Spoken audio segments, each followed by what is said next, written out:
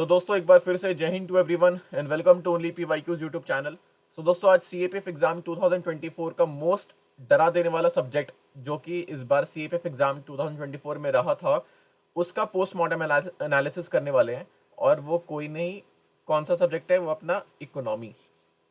और इस बार इकोनॉमी में क्यों इतना ज़्यादा ब्लंडर हुआ, इसके बारे में थोड़ा जानेंगे। और एट द सेम टाइम जो आपके अपकमिंग एग्जाम्स हैं, for example NDA, CDS, then civil services, also CAPF, अगर आप इन एग्जाम्स में अपीयर हो रहे हो ना, तो आई वुड सजेस्ट यू कि आप कुछ इंपॉर्टेंट टॉपिक्स हर हाल में कवर करके जाओ, क्योंकि ये इकोनॉमी के कुछ ऐसे इंपॉर्टेंट टॉपिक्स हैं जो हर बार पूछे जाते हैं अलग अलग तरीके से।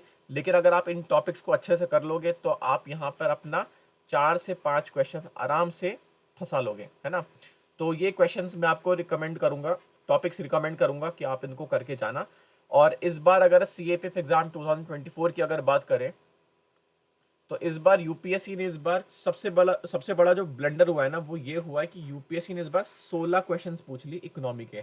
ठीक है, अब ये ब्लंडर क्यों है? क्योंकि इकोनॉमी से जो क्वेश्चंस आते थे वो आते थे लगभग 6 से 8, और ये क्वेश्चंस ऐसे होते थे बिल्कुल इकोनॉमिक का जो बेसिक लेवल होता है ना, सीएपीएफ एग्जाम में वो पूछा जाता था। फॉर एग्जांपल मॉनेटरी पॉलिसी से पूछ लिया, सीआरआर, एसएलआर, ये क्वेश्चंस पूछ लिए, है ना, आरबीआई से क्वेश्चंस पूछ लिए, इस तरह के आते थे। लेकिन सीएपीएफ एग्जाम 2024 में जो इकोनॉमी का जो लेवल रखा यूपीएससी ने, वो काफी हद तक सीएससी टाइप था। दूसरा ब्लंडर ये हुआ। और जो इस बार सोर्सेज जो रहे हैं इकोनॉमी के, वो काफी हद तक करंट अफेयर बेस्ड रहे हैं, राइट। तो इकोनॉमी तो पूछा, लेकिन वो करंट से रिलेट करके पूछ लिया, वहां पे बच्चे फंस गए, है ना। तो स्टिल अब जो अपना जो ये पोस्टमार्टम एनालिसिस होने वाला है, तो जो काफी एस्पिरेंट ऑलरेडी जो मेरा पोस्टमार्टम एनालिसिस वीडियोस देखते हैं, दे नो कि मैं मॉडरेट सब्जेक्ट को तो समटाइम्स मैंने 100% भी पीवाईक्यू से कवर करा है, कि एक पूरा सब्जेक्ट मैंने आपको पीवाईक्यू से सॉल्व करके दिखा दिया कि 100% पीवाई क्वेश्चंस पीवाईक्यू बेस्ड हैं। लेकिन इस बार इकोनॉमी टफ है। स्टिल मैं आपको इस वीडियो में दिखाऊंगा कि 50 क्वेश्चंस इसमें ऐसे हैं जो आप डायरेक्टली पीवाईक्यूज के हेल्प से इजीली सॉल्व कर सकते हो, राइट। तो अगर 16 क्वेश्चंस पूछे हैं, तो उसमें से कम 8 क्वेश्चंस आप कॉन्फिडेंटली टिक करके आ सकते हो, वहां पे आपको स्कोर मिलेगा, आपको मार्क्स फेच करोगे। और अगर आप रिस्क टेकिंग पर्सन हो, तो आप एटलीस्ट 3 से 4 क्वेश्चंस और अटेम्प्ट करके आओगे कैलकुलेटेड रिस्क लगाकर, और तो आपके टोटल क्वेश्चंस हो गए 12। तो इसमें से 16 क्वेश्चन में से 12 क्वेश्चन ऐसे हैं जो आप कर सकते हो, दे आर डूएबल क्वेश्चंस, है ना। तो उनके बारे में जानेंगे। बाकी 3-4 क्वेश्चंस ऐसे हैं जो काफी टफ कैटेगरी में आते हैं, मैं उनको डिनाई नहीं करूंगा। और उन टॉपिक से हमें क्या सीखने को मिलता है वो भी मैं आपको इस वीडियो में बताऊंगा। So moving to the next, ये एक छोटा सा रिमाइंडर है, ओनली पीवाईक्यूज टेलीग्राम चैनल है अपना, इसको आप जाके टेलीग्राम पे फॉलो कर सकते हो। अब यहाँ पे आपको क्या मिलेगा, सबसे पहले इस एनालिसिस की पीडीएफ, ठीक है। और एट द सेम टाइम आज nowadays we are solving Laxmikanth. देखिए यहाँ पे आप देख सकते हो कि लक्ष्मीकांत का वाइस प्रेसिडेंट चैप्टर है, और यहाँ पर हम लक्ष्मीकांत को सॉल्व कर रहे हैं through MCQs. This is completely free of cost initiative. और एट द सेम टाइम आप पीवाईक्यू सॉल्व कर सकते हो ऑफ डिफरेंट एग्जाम्स, ये भी इस चैनल पर अपलोड हो चुके हैं। काफ़ी पेपर्स मैंने यहाँ पे अपलोड करा है, तो आप यहाँ पे free of cost quiz practice कर सकते हो। सो आप इसको फॉलो करो, डिस्क्रिप्शन बॉक्स में आपको लिंक मिल जाएगा। और this is the small reminder also for my first initiative Pratham Astra. And जो इस इनिशिएटिव के बारे में जानते हैं, कनेक्ट हो चुके हैं, तो वो 1 मिनट का वीडियो स्किप कर सकते हैं, राइट। और जिनको नहीं पता, let me tell you, this is the first time कि आपको कोई यूपीएससी के सारे एग्जाम, सारे मतलब सारे, वो यहाँ पे आप लिस्ट एग्जाम्स की देख सकते हो, ये आपको सारा मिलेगा एक ही जगह कंसोलिडेटेड होके पीवाईक्यूज, वो भी कौन कैसे मिलेंगे, टॉपिक वाइज। सो प्रथम अस्त्र इज समथिंग जो आप अपनी प्रिपरेशन से नेग्लेक्ट नहीं कर सकते, है ना। अगर प्रथम अस्त्र नहीं लेना कोई बात नहीं, अगर आपको इससे नहीं जुड़ना, but I would suggest you, recommend you, बार बार कहूंगा कि पीवाईक्यू से दोस्ती कर लो यार, है ना। और बहुत ज्यादा गहरी दोस्ती करनी है तो प्रथम अस्त्र से कर लो, है ना। और जिन्होंने प्रथम अस्त्र ले रखा है, दे नो कि उनकी प्रिपरेशन में 4 चांद लग चुके हैं। क्लियर है? सो प्रथम अस्त्र से रिगार्डिंग जो भी अगर आपको क्वेरी चाहिए हो तो आप मुझे टेलीग्राम पर या व्हाट्सएप पर मुझे मैसेज ड्रॉप कर सकते हो। This is my number 8860288368। सो बातें हो गई, अब अपने एनालिसिस पे मूव करते हैं। So this is the first question of our economy subject, ठीक है। तो यहाँ पे क्वेश्चन किससे रिगार्डिंग है? यहाँ पे क्वेश्चन पूछा है फाइनेंस कमीशन से, है ना, फाइनेंस कमीशन से क्वेश्चन पूछा है। अब मैं तुम्हें कुछ होमवर्क दूंगा जो मुझे तुम कमेंट सेक्शन में बताओगे। सबसे पहले ये बताओ कि फाइनेंस कमीशन पॉलिटी में कौन से आर्टिकल के अंदर आता है ना, कितने साल में फाइनेंस कमीशन अपॉइंट होता है और कौन करता है, ये तीन चीजें तुम मुझे कमेंट बॉक्स में बताओगे। अब क्वेश्चन पे मूव करते हैं। यहाँ पे क्या दे रहा है, स्टेटमेंट 1 देखो, the 15th Finance Commission used fiscal efforts as a criteria for horizontal devolution unlike the 14th Finance Commission, ठीक है। तो यहाँ पे कह रहा है कि 15th Finance Commission ने fiscal efforts यूज करा था एज अ क्राइटेरिया, जो कि 14th फाइनेंस में नहीं हुआ। चलो ठीक है, सेकंड स्टेटमेंट देखते हैं दूसरा, both the 14th and 15th finance commission used pre 2011 demographic variable as a criteria for horizontal devolution, ठीक है। सबसे पहले भी सोर्स को ना भूल जाओ कि इस क्या सोर्स है। सबसे पहले ये देखो कि एग्जाम में अगर ये क्वेश्चन आ जाए तो तुम इसको किस तरह से सॉल्व करोगे। और अगर तुम पोस्टमार्टम एनालिसिस सीरीज को कंटिन्यूसली फॉलो कर रहे हो तो तुम्हें पता होगा कि मैं काफी कीवर्ड्स तुम्हें मैं बता चुका हूं जो कि एग्जाम में यूपीएससी तुम्हें तुम्हारी थाली में परोसता है और तुम्हारे स्टेटमेंट को ट्रिकी बनाता है और तुम्हारे साथ खेल जाता है, सिंपल सी बात है। तो वो कौन कौन से कीवर्ड्स हैं, जैसे फॉर एग्जाम्पल वो है both, then at the same time वो है नन, देन वो है ऑल, सेकंड ऑल है, नेक्स्ट है उसके बाद है नीदर, है ना। तो ये इस तरह के कुछ कीवर्ड्स होते हैं जो यूपीएससी तुम्हारी स्टेटमेंट में डालता है और तुम वहां पर बहक जाते हो, है ना, तो वहां पे ब्लफ हो जाते हो बहुत इजीली। और यही सेम कीवर्ड है कि यहाँ पे यूज करा है बोथ, है ना। तो सेकंड स्टेटमेंट क्या है, both 14th and 15th finance commission दोनों ने यूज करा था एज 2011 डेमोग्राफिक वेरिएबल। तो इस तरह के अगर तुम्हें क्वेश्चन एग्जाम में नहीं आ रहा और तुम्हें रिस्क लेना है कि नहीं यार मुझे अपने नंबर ऑफ अटेम्प्ट्स बढ़ाने हैं, क्योंकि जब नंबर ऑफ अटेम्प्ट्स बढ़ाओगे तो कट ऑफ क्लियर होने का चांस बढ़ेगा और तुम्हारा स्कोर बढ़ेगा, तो रिस्क लेना पड़ता है मेरे भाई, है ना। तो अब नेक्स्ट यहाँ पे सबसे पहले अगर देखो रिस्क लेना है तो yes this statement is wrong, ठीक है। क्यों? क्योंकि बोथ नहीं है। 14 फाइनेंस कमीशन में 2011 का सेंसस यूज नहीं हुआ था, ये 2015 15 फाइनेंस कमीशन में यूज हुआ था, है ना। तो second statement is wrong, first statement is correct.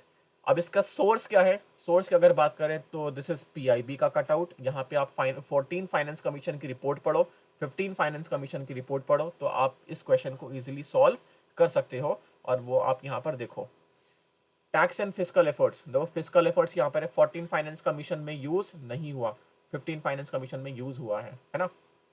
और एट द सेम टाइम यहाँ पे देखो दिस इज 14 फाइनेंस कमीशन की रिपोर्ट है और ये रिपोर्ट मैं आपको अपने टेलीग्राम चैनल ओनली पीवाईक्यूज में मेंशन कर दूंगा, है ना। वहां से आप इस रिपोर्ट को डाउनलोड करो और इसको पढ़ लो, अपकमिंग क्वेश्चन एग्जाम में क्वेश्चंस पूछ लिए जाएंगे। तो यहाँ पर देखो, यहाँ पे जो सेंसस यूज हुआ है वो है 1971 का। अब नेक्स्ट है this is the 15 finance commission की रिपोर्ट, है ना। और यहाँ पे कौन सा यूज हुआ है, यहाँ पे आप देखो, यहाँ पे यूज हुआ है 2011 का पॉपुलेशन सेंसस, है ना। और यही सेम चीज डिवोल्यूशन में यहाँ पर देखोगे फिस्कल एफर्ट्स यूज हुआ है जो कि कितना है 2.5%। सो अगर इस क्वेश्चन के आंसर की बात करें तो क्वेश्चन नंबर 2 है गलत और स्टेटमेंट फर्स्ट है सही, स्टेटमेंट सेकंड गलत, स्टेटमेंट फर्स्ट सही। तो इसका आंसर हो जाता है ओनली 1 ए, है ना। So now moving to the next question. और क्वेश्चन पर मूव करने से पहले मैं आपसे पूछना चाहूंगा कि आपको ये क्वेश्चन कैसा लगा, क्योंकि हर क्वेश्चन के बाद क्वेश्चन की डिफिकल्टी लेवल डिसाइड करी जाएगी। तो this question is moderate to hard, दोनों पे टिक होगा, है ना। जो रिस्क टेकर है उनके लिए मॉडरेट, जो बिल्कुल भी रिस्क नहीं लेते उनके लिए टफ है, छोड़ के आएंगे। So now moving to the next question. अब यहाँ पर क्वेश्चन पूछा गया है बर्डन ऑफ टैक्स, और यहाँ पे देखो दो टॉपिक्स को यूपीएससी ने क्या कर दिया, मर्ज करा। एक है टॉपिक बर्डन ऑफ टैक्स, एक ये टॉपिक है, इसको मर्ज करा किससे, डिमांड एंड सप्लाई से। अब अगर तुम्हें ये दोनों टॉपिक तुम्हें आते हैं ना तो तुम इस क्वेश्चन को कर जाओगे, वरना तुम फंस जाओगे, है ना, सिंपल सी बात है। तो अब सबसे पहले क्वेश्चन को सॉल्व करने से पहले मैं आपसे ये पूछूंगा, क्या यूपीएससी ने इस टॉपिक पर, ये क्वेश्चन नहीं, क्या इस टॉपिक पर यूपीएससी ने प्रीवियस ईयर में कभी क्वेश्चन पूछा है? इसको देख लेते हैं और आप देखोगे कि यस, यूपीएससी ने डिमांड एंड सप्लाई पर क्वेश्चन पूछ रखे हैं। डिमांड एंड सप्लाई पे, डीएनएस पे क्वेश्चन पूछ रखे हैं। कहाँ कहाँ पूछे हैं? सीएपीएफ एग्जाम 2014 में, सीडीएस एग्जाम 2015 में, सिविल सर्विस एग्जाम 2021 में। आप देखोगे कि यहाँ पे डिमांड एंड सप्लाई के क्वेश्चंस पूछे हैं, और ये मैंने यहाँ पे सिर्फ 3 पीवाईक्यूज लगाए हैं, और मैं चाहूँ कि यहाँ, अगर मैं चाहूँ तो यहाँ पे मैं 3 की जगह 30 पीवाईक्यूज लगा सकता हूँ, है ना। तो demand and supply topic economy का बहुत इंपॉर्टेंट टॉपिक है, ठीक है। तो सबसे पहले अपने इंपॉर्टेंट टॉपिक में डिमांड एंड सप्लाई का टॉपिक डाल लो, कि ये आपको टॉपिक अच्छे से आना चाहिए। सो अब इस क्वेश्चन की बात करते हैं, इस क्वेश्चन को सॉल्व कैसे करेंगे। तो स्टेटमेंट 1 में यहाँ पे क्या लिखा हुआ है कि burden of a tax on a commodity is independent of who, buyer or seller, it is explicitly imposed upon। जो burden of tax है कि टैक्स कौन पे करेगा, बायर पे करेगा या सेलर पे करेगा, ये इंडिपेंडेंट होता है, ठीक है। यस, ये स्टेटमेंट बिल्कुल सही है, क्योंकि जो बर्डन ऑफ टैक्स होता है, ठीक है, वो डिटरमाइन होता है by the elasticity of demand and supply, and ना कि किस पे टैक्स इंपोज हो रहा है, ठीक है। So this statement is correct. Next statement है, burden of a tax on a commodity depends on the slope of the demand and supply curve। Yes, burden of tax depend करता है किस पर? Slope of the demand and supply curve। वो मैं आपको अभी एक बार बता देता हूँ। अब जैसे फॉर एग्जांपल यहाँ पर डिमांड अगर स्टीप है, ठीक है, तो फिर क्या होगा, जो बायर होगा उसकी हैबिट चेंज नहीं होगी, अगर आप उस पर दाम इंक्रीज भी कर दोगे वो तब भी खरीदेगा। और एट द सेम टाइम अगर सप्लाई स्टीप है, तो यहाँ पे जो सेलर होगा वो भी क्या होगा, अपनी हैबिट को चेंज नहीं कर पाएगा, और उस पर अगर आप टैक्स लगाओगे तो उस टैक्स को बियर करेगा। फॉर एग्जाम्पल, जैसे फॉर एग्जाम्पल फार्मर का एग्जाम्पल लेते हैं। फार्मर जो फ्रेश फ्रूट को ग्रो करता है, और अगर उस पर अगर टैक्स लगा दिया जाए, ठीक है, तो वो क्या करेगा, उस टैक्स को बियर करेगा, क्योंकि उसको पता है कि अगर जो मेरा ये फ्रेश फ्रूट है, इसको अगर मैंने नहीं बेचा तो क्या होगा, ये स्पॉइल कर जाएगा, तो वो उस टैक्स को भी क्या करेगा, बियर करेगा। तो इस वजह से यहाँ पे demand of a burden of a tax on a commodity, वो डिपेंड करता है slope of a demand and supply curve, कि डिमांड ज्यादा है या सप्लाई ज्यादा है ना। तो इसका आंसर होने वाला है सी, बोथ ए एंड बी। और ये क्वेश्चन कैसा है, ये क्वेश्चन देखो मॉडरेट है, ये हार्ड नहीं है। क्यों? क्योंकि ये टॉपिक रिपीटेड टॉपिक है, डिमांड एंड सप्लाई से क्वेश्चन यूपीएससी बहुत बार क्वेश्चन पूछ चुका है, तो आपको ये टॉपिक पता होना चाहिए, इट्स योर रिस्पॉन्सिबिलिटी, है ना। So now moving to the next question. अब इस क्वेश्चन की बात करते हैं। यहाँ पर देखो, अभी जो क्वेश्चन है, ये क्वेश्चन कनेक्ट करा गया है करंट अफेयर से, और करंट अफेयर्स में किस में, जो एस्टिमेट्स आते हैं, है ना, एस्टिमेट्स आते हैं नेशनल इनकम के, है ना, तो उससे क्वेश्चन पूछा गया है। तो अब इसको देखते हैं। In recent year which one among the following is the source of demand in the Indian economy in descending order. तो डिसेंडिंग ऑर्डर में आपको बताना है कि सोर्स ऑफ डिमांड किस तरफ से ज्यादा आई है, राइट। तो देखो, इस तरह के जो क्वेश्चन आते हैं, और जिसमें आपको चार चार ऑप्शन दे रखा होता है और आगे पीछे कर रखा है, जैसे फॉर एग्जांपल ए है ना, चार चीजें हैं, वही आगे पीछे करके चार ऑप्शन बना दिए। तो यहाँ पे जो सबसे पहले जो चीज लगती है ना, वो लगती है एलिमिनेशन टेक्निक। एलिमिनेशन टेक्निक लगती है, और थोड़ा सा आपका लगता है ब्रेन। अगर ये दोनों मिल जाए ना, तो आप 50% तो आप अपने आंसर पर पहुंच जाओगे, है ना। और अगर आप इतना पहुंच गए, तो अब ये क्वेश्चन आपके लिए डुएबल होगा, और आपको इसको अटेम्प्ट करके आना पड़ेगा, क्योंकि देखो यार, रिस्क लोगे तभी आपका मार्क्स इंक्रीज होगा यूपीएससी में, है ना। तो अब यहाँ पे सबसे पहले सोर्स ऑफ डिमांड देखते हैं। Private consumption, government consumption, private consumption, government consumption. अब सिंपल सी बात है, प्राइवेट कंजप्शन जाहिर सी बात है सबसे ज्यादा होता है, क्योंकि बाय पॉपुलेशन वो बहुत ज्यादा है as compare to government consumption. तो गवर्नमेंट कंजप्शन को तो आप सबसे पहले आराम से क्या कर सकते हो, एलिमिनेट। दो आ गए, ए या तो ऑप्शन है या तो सी ऑप्शन है। अब आप ऑप्शन इस पे लगा दो, और इसकी अगर मैं सोर्स की बात करूं तो ये पीआईबी का सोर्स है, और इसका कटआउट आप नीचे देखो। जैसे for example private final consumption expenditure कितना परसेंट है, वो जीडीपी का 61%। Next, government final consumption expenditure कितना है, 9%, है ना, कितना कम है। Next, gross fix capital formation वो है 30%, और इंपोर्ट कितना है, वो है 24%, है ना। अब यहाँ पे जब ऑप्शन की अगर बात करेंगे ना, तो देखो मेरे अकॉर्डिंग ये जो नेट एक्सपोर्ट है ये थर्ड नंबर पे आना चाहिए था और ये यहाँ पे जाना चाहिए था। तो ऑप्शंस मुझे मिली है ना, बट मेरे अकॉर्डिंग ये सी आंसर ठीक है, लेकिन एट द सेम टाइम मुझे डाउट है ये क्वेश्चन हो जाएगा ड्रॉप, क्योंकि आप यहाँ पे मैच करो, यहाँ पे जो परसेंटेज वाइज दे रखे हैं ये फिगर से नहीं मैच कर रहे, थोड़ा सा गड़बड़ दिख रही है। स्टिल अगर किसी के पास बेटर सोर्स है और इसका करेक्ट आंसर है तो वो मुझे कमेंट बॉक्स में बता सकता है ना। तो मैंने सोर्स आपको दिखा दिया और ये भी बता दिया कि इस तरह के क्वेश्चंस को आप कैसे एलिमिनेशन टेक्निक से सॉल्व कर सकते हो, ठीक है। और ये क्वेश्चन कैसे है, अगेन अगर आपने 50% सॉल्व कर दिया है तो अगेन ये मॉडरेट कैटेगरी का है ना, सिंपल सी बात है। So now moving to the next question. अब यहाँ पे फॉरेस्ट पूछा है, फॉरेस्ट एंड इकोलॉजी से क्वेश्चन पूछा है कि यहाँ पे परसेंटेज उसका कितना है in the devolution formula given by the 15th finance commission. अब हाँ, 15 फाइनेंस कमीशन की अगर बात करूं तो मुझे ये बताओ इनका चेयरमैन कौन है। ये भी तुम्हारा होमवर्क है, मुझे तुम किस में बताओगे, कमेंट बॉक्स में। और ये चीज़ ना फॉलो कर लिया करो, क्योंकि अगर नहीं पता गूगल करोगे, सर्च करोगे, है ना, तो ये सर्च जो तुम कर रहे हो ना कहीं ना कहीं तुम्हारे सबकॉन्शियस माइंड में बैठ जाएगा। और ये छोटे छोटे एफर्ट्स बहुत हेल्प करते हैं तुम्हें एग्जाम के प्रेशर में, ये चीज़ याद आती है और तुम क्वेश्चंस को ठीक करके आते हो, है ना। तो ये चीज़ों को करा करो।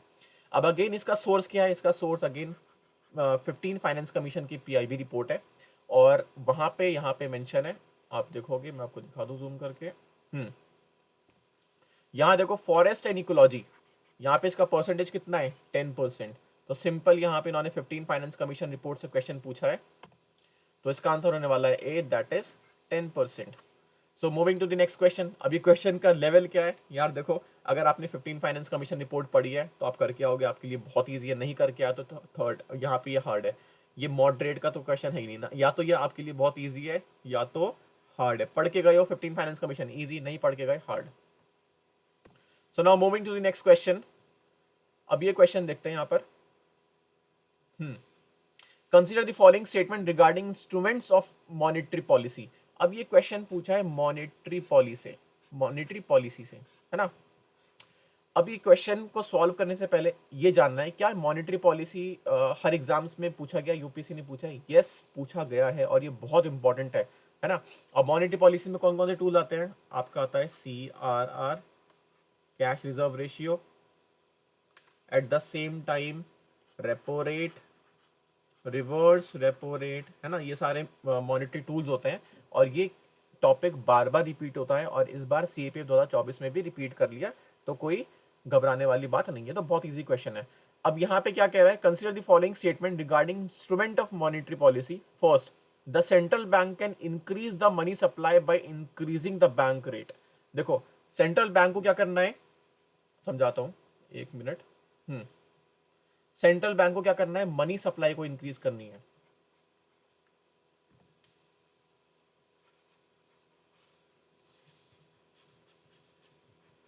मनी सप्लाई को क्या करना है, इंक्रीज। अब बताओ अगर बैंक रेट इंक्रीज कर देंगे, फॉर एग्जांपल पहले 4% इंटरेस्ट पे लोन मिला था, अब मिल रहा है इंटरेस्ट 6% पर, है ना। तो जब इंटरेस्ट रेट बढ़ जाएगा तो लोग लोन की तरफ ज्यादा जाएंगे या फिर लोन नहीं लेंगे। जाहिर सी बात, जब इंटरेस्ट रेट आप बढ़ा दोगे तो लोग ज्यादा नहीं लेंगे, तो इकोनॉमी में मनी सप्लाई रुक जाएगी, तो मनी सप्लाई क्या होगी, रिड्यूस। तो मतलब बैंक रेट इंक्रीज हुआ तो मनी सप्लाई क्या हुई, रिड्यूस। ये वाइस वर्सा है ना, अपोजिट है। और यहाँ पे क्या दे रखा है, इसका उल्टा, कि मनी सप्लाई इंक्रीज करने, बैंक रेट इंक्रीज करने से मनी सप्लाई इंक्रीज हो जाएगी। नहीं, ये स्टेटमेंट गलत है। तो फर्स्ट गलत हुआ, सी हटाओ, डी हटाओ, बचा बी, ए और बी। टू स्टेटमेंट दोनों में, तो टू चेक ही नहीं करना। थर्ड देख लेते हैं, the central bank can decrease the money supply by increasing the cash reserve ratio. Yes, ये स्टेटमेंट बिल्कुल ठीक है। कैश रिजर्व रेशियो को आप इंक्रीज करो और आपकी इकोनॉमी में मनी सप्लाई क्या हो जाएगी, डिक्रीज। तो ये स्टेटमेंट इज करेक्ट, तो ऑप्शन हो जाएगा बी। अब यहाँ पे सोर्स देखो, सोर्स क्या है यार, देखो मैं NCERT का कट आउट लगा सकता हूँ, बट बेटर क्या रहता है, PYQs को देखते हैं। क्या PYQs में पूछा है? यस, CAPF 2023 में क्वेश्चन पूछा है मनी सप्लाई के मॉनेटरी टूल से। तो यहाँ पर देखो CRR से क्वेश्चन पूछा था, कि सीआरआर लोअर करने से मनी सप्लाई क्या होगी, इसका उल्टा होता है, इंक्रीज कर जाएगी। इसका ऑप्शन ए है। नेक्स्ट और क्वेश्चन देखते हैं, क्या और क्वेश्चन यूपीएससी ने पूछा है? यस, पूछा है सिविल सर्विस एग्जाम 2020 में, सिविल सर्विस एग्जाम 2011 में। तो बार बार ये इस टॉपिक से क्वेश्चन रिपीट हुए हैं। तो इस क्वेश्चन की डिफिकल्टी क्या है मेरे दोस्त, ये बता दो मुझे, क्या है इसकी डिफिकल्टी? इजी, बहुत इजी है ना। ये क्वेश्चन ऐसे हैं, आप आंख बंद करके लगाओगे क्वेश्चन को, एक बार पढ़ोगे, आंसर पे टिक कर आगे बढ़े, ये इस टाइप के क्वेश्चन होते हैं। So now moving to the next question. हाँ, अब यहाँ पे क्वेश्चन पूछा गया नेशनल लॉजिस्टिक पॉलिसी, पॉलिसी से 2022 में पॉलिसी आई थी, है ना। और इस क्वेश्चन को देखते हैं कैसे सॉल्व करते हैं, सोर्स को अभी करते हैं थोड़ा सा इग्नोर, है ना, थोड़ा सा भी इग्नोर करते हैं। यहाँ पे देखो, अब अगर इस तरह का क्वेश्चन आ जाए तो क्या करना है? सबसे पहले मैंने अगेन बताया तुम्हें क्या करना है, एलिमिनेशन। बस याद रखा करो, तुम्हें आंसर तक पहुंचना है, कैसे भी पहुंच जाओ, है ना, वो कोई नहीं देखेगा, तुम बस आंसर तक पहुंचो। तो हम आंसर तक पहुंचेंगे। सबसे पहले यहाँ पे बताना है हमें नॉट करेक्ट, इसका ख्याल रखना है। और यहाँ पे ऑप्शन ए में क्या दे रखा है, national logistic policy was launch in 2022। अब तुम अगर एग्जाम हॉल में बैठे हो ना, तो सबसे पहले क्लिक करेगा कि यार हो सकता है कि यूपीएससी ने ये ईयर गलत दे रखा हो, ठीक है, मैं इसको कंसिडर करूंगा। Next, NPL would improve the competitiveness of Indian goods. जाहिर सी बात है, जब लॉजिस्टिक पॉलिसी है तो कॉम्पिटिटिवनेस ऑफ इंडियन गुड्स ये तो इंप्रूव हो गई, बिल्कुल ठीक है, इसको तो बिल्कुल इग्नोर कर दो, सही स्टेटमेंट है। Next, national logistic policy would enhance economic growth. जाहिर सी बात है, इनहैंस करेगी और इंप्लॉयमेंट अपॉर्चुनिटी को भी इंक्रीज करेगी, बिल्कुल सही स्टेटमेंट, कर दो इसको एलिमिनेट। बचा क्या? Option A, option D. अब देखो, अगर तुम रिस्क टेकर हो और एग्जाम में जाओगे तो मोस्ट प्रोबेबली हो सकता है कि तुम इसको मानो, क्योंकि ये स्टेटमेंट सुनने से इतना ज़्यादा इसमें ब्लफिंग नज़र नहीं आ रही, और ज़्यादा गेस इस पे जाएगा कि यूपीएससी ने 2022 गलत दे रखा है। बट अगर तुम करंट अफेयर से कनेक्टेड हो, है ना, पॉलिसीज पढ़ रखी हैं, पीआईबी को तुम थोड़ा कंटिन्यूसली फॉलो करते हो, तो तुम्हें थोड़ा सा याद रहेगा कि नेशनल लॉजिस्टिक पॉलिसी 2022 में भी आई थी। तो ये ईयर सही दे रखा है, तो ये आंसर सही नहीं है, तो इसको भी एलिमिनेट करना पड़ेगा। और ऑप्शन है हमारा डी। डी ऑप्शन हमारा क्या होता है, नॉट करेक्ट, ठीक है। अब एक चीज मैं तुम्हें बता दूं कि यूपीएससी ने सीआईएसएफ एलडीसी में 2022 में प्रधानमंत्री गति शक्ति से क्वेश्चन पूछा था। अभी मैंने पीवाईक्यू क्यों लगाया, क्योंकि इसी इनिशिएटिव के अंदर नेशनल लॉजिस्टिक पॉलिसी आती है। तो 2022 में पीएम गति शक्ति पूछा और 2024 में नेशनल लॉजिस्टिक पॉलिसी पूछ लिया, है ना। अब तुम्हारा क्या होमवर्क है, तुम पीएम गति शक्ति को अच्छे से पढ़ डालो और नेशनल लॉजिस्टिक पॉलिसी को अच्छे से पढ़ डालो, है ना। और इस क्वेश्चन का लेवल क्या है, यस दिस इज मॉडरेट। क्यों? क्योंकि दो ऑप्शन हमने आराम से एलिमिनेट कर दिए, तो this is a moderate question. So now moving to the next question. अब यहाँ पे क्वेश्चन पूछा है, स्टेटमेंट वाइज है, और दो चीजें दे रखी हैं यहाँ पे, एक है पब्लिक गुड और दूसरा है एक्सटर्नैलिटीज, है ना। तो अब यहाँ पे पब्लिक गुड तो बहुत सिंपल सा कीवर्ड है, वो गुड्स जो सारी पब्लिक के लिए अवेलेबल हो, जैसे फॉर एग्जांपल पार्क होता है ना। देन उसके बाद हमारी आर्म फोर्सेज होती है, वो पब्लिक सर्विसेज के लिए आती है। तो कुछ ऐसी चीज, कुछ ऐसा गुड्स एंड सर्विसेज जो हर पर्सन के लिए अवेलेबल हो, तो उसको हम पब्लिक गुड्स में कंसिडर करते हैं। और एक्सटर्नैलिटीज क्या होता है, तो सबसे पहले ये एनसीईआरटी बेस्ड क्वेश्चन है। एनसीईआरटी में आपको एक्सटर्नैलिटीज के बारे में गिवन है क्लास 12 की नेशनल इनकम अकाउंटिंग में। यहाँ पे डेफिनेशन है, externalities refers to the benefit, ये बेनिफिट होता है या फिर हार्म होता है, अ फर्म और an individual cost to an another which for which they are not paid और penalized. Externalities do not have any market, तो ये कीवर्ड याद रखना है, do not have any market in which they can be bought and sold.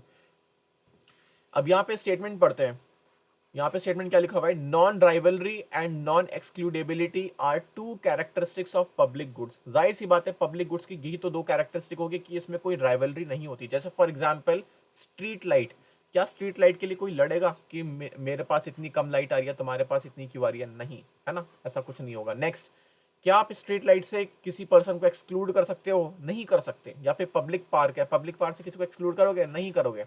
तो ये क्या है, दो इसकी कैरेक्टरिस्टिक्स हैं, बिल्कुल सही स्टेटमेंट है। नेक्स्ट है, market can provide the optimal amount of good in the presence of externalities. यहाँ पे लिखा है मार्केट कैन प्रोवाइड, और यहाँ पे एनसीईआरटी में क्या लिखा हुआ है, एक्सटर्नलिटीज की कोई मार्केट ही नहीं होती, है ना। तो ये स्टेटमेंट हो जाता है गलत। तो ऑप्शन क्या है हमारा, ओनली ए। क्लियर है? So now moving to the next question, और नेक्स्ट क्वेश्चन से मूव करने से पहले आप यहाँ पर देखो, CDS 2015 में एक्सटर्नैलिटीज पे क्वेश्चन पूछा है ना। तो ये क्वेश्चन ऐसा है जो ऑलरेडी यूपीएससी पूछ चुका है, और सीएपीएफ में पूछ के यूपीएससी ने क्या कर दिया, इसको repeat. Next again CAPF CDS 2015 में सेम पेपर में पब्लिक गुड के बारे में पूछा, और इस बार क्या करा सीएपीएफ में, इसको पकड़ा और एक क्वेश्चन बना दिया, है ना, एक क्वेश्चन बना दिया और सीएपीएफ की थाली में आपको परोस दिया। तो एक क्वेश्चन का लेवल क्या है, this is very easy question, simple सी बात है, हवाई बातें नहीं कर रहा, सारे सोर्स दिखा रहा हूँ, देन मैं क्वेश्चन की डिफिकल्टी मार्क कर रहा हूँ, है ना, सब चीज आपके आंखों के सामने है। So now moving to the next question. अब यहाँ पर देखो अगेन यहाँ पे फाइनेंस कमीशन से क्वेश्चन है, तो आई गेस 3 से 4 क्वेश्चन इस बार यूपीएससी ने फाइनेंस कमीशन से उठा दिए है, वो कि 14 फाइनेंस कमीशन है और 15 फाइनेंस कमीशन है। तो इस बार पूछ रहा है कि पॉपुलेशन ऑफ द ईयर 2011 का जो पॉपुलेशन ईयर है वो पहली बार कौन से फाइनेंस कमीशन में इंट्रोड्यूस हुआ था, ठीक है, तो वो किस में हुआ था, वो हुआ था 14 फाइनेंस कमीशन, और इसका सोर्स क्या है, अगेन पीआईबी, और उसमें आप कटआउट देखोगे कि जो पॉपुलेशन 2011 है वो 14 में मेंशन नहीं है, वो 15 में मेंशन है। ओह सॉरी, मैंने किस में मार्क करा, इसका ऑप्शन सी नहीं है, सॉरी, इसका ऑप्शन है बी, 15 फाइनेंस कमीशन। तो 15 फाइनेंस कमीशन में सबसे पहले 2011 का सेंसस यूज करा गया था, और अगर 14 फाइनेंस कमीशन की बात करूं तो 14 फाइनेंस कमीशन में 1971 का सेंसस यूज हुआ है, ठीक है। तो अब ये क्वेश्चन का डिफिकल्टी लेवल क्या है, देखो यार, या तो ये बहुत इजी है, क्योंकि अगर आप पीआईबी की रिपोर्ट पढ़ के गए हो ऑन फाइनेंस कमीशन, या फिर अगर आप पढ़ के नहीं गए हो तो ये बहुत हार्ड है ना, क्योंकि आप इसमें गेस करोगे ही नहीं, 13 है, 14 है, 15 है, 12 है। So now moving to the next question,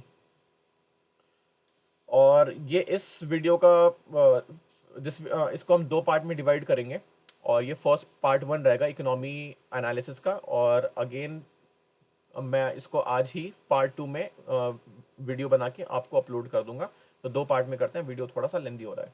so this is the last question of this video, which of the following statement is not correct. सबसे पहले नॉट करेक्ट बताना है अबाउट प्रधानमंत्री मुद्रा योजना, ठीक है, एक स्कीम पूछी है, इकोनॉमिक स्कीम है, तो ये इकोनॉमिक क्वेश्चन किससे कनेक्टेड है, करंट अफेयर से, करंट अफेयर से कनेक्टेड है, ठीक है। अब सबसे पहले ये देखो कि यार प्रधानमंत्री मुद्रा योजना जो ये योजना है, क्या ये प्रीवियस ईयर क्वेश्चन में पूछी गई है। तो जब आप पीवाईक्यूज को खंगालोगे या फिर आप प्रथम स्तर को देखोगे तो आपको पता चलेगा कि यस, इस तरह की स्कीम यूपीएससी ने पूछी है। यहाँ पे कीवर्ड यूज करा है शिशु, किशोर, तरुण। अभी 3 कीवर्ड्स क्या हैं, ये मुद्रा लोन के जो टर्मिनोलॉजीज है ना, वो ये हैं। शिशु एक तरह का लोन है, किशोर एक तरह का लोन है, और तरुण एक तरह का लोन है, जिसमें अलग अलग अमाउंट मेंशन है। अब वो अमाउंट क्या क्या है वो आप यहाँ पर देख सकते हो। सबसे पहले क्या है, शिशु में कितना है, लोन अप टू 50,000। किशोर में कितना है, लोन अप टू 50,000 से 5 लाख। तरुण में कितना है, 5 लाख से 10 लाख। और तरुण प्लस उन लोगों को मिलता है जिन्होंने अपना प्रीवियस लोन कंप्लीटली टाइम पे करा विदाउट एनी डिले, तो उनको गवर्नमेंट और सपोर्ट करती है और 10 लाख से 20 लाख तक का लोन प्रोवाइड करके दे देती है। तो दिस इज द प्रधानमंत्री मुद्रा योजना। और ये कब आई थी, आप मुझे इसके बारे में बताओगे। वैसे बताना नहीं है, क्वेश्चन में मेंशन है 2015 में आई थी, बिल्कुल ठीक है। और क्या इसमें 15 लाख तक का लोन है, नहीं, इसमें 10 लाख तक का लोन है, राइट। कितने लाख तक का लोन है, 10 लाख तक का। तो ये ऑप्शन हो जाता है गलत, तो option B is the right answer, this statement is not correct. तो देखो यार, जिसने सीडीएस 2016 का पेपर देखा होगा ना, तो उसने इस स्कीम को अच्छे से रेफर करा होगा, पढ़ा होगा, और उसने फिर जब ये करा होगा तो वो ये क्वेश्चन को बिल्कुल आंख बंद करके करेगा, और that's why this is very easy question. So यार, इतना आज करते हैं पार्ट 1 के एनालिसिस वीडियो में। और वीडियो कैसी लगी आप मुझे कमेंट बॉक्स में बिल्कुल बता सकते हो। और एक और बार मैं आपको रिमाइंड करना चाहूँगा अबाउट प्रथम अस्त्र, है ना। प्रथम अस्त्र से रिगार्डिंग आप मुझे कांटेक्ट कर सकते हो, और एट द सेम टाइम मेरा टेलीग्राम चैनल ओनली पीवाईक्यूज को आप फॉलो कर सकते हो, इसका डिस्क्रिप्शन में लिंक प्रोवाइड है। So thank you so much, जय हिंद।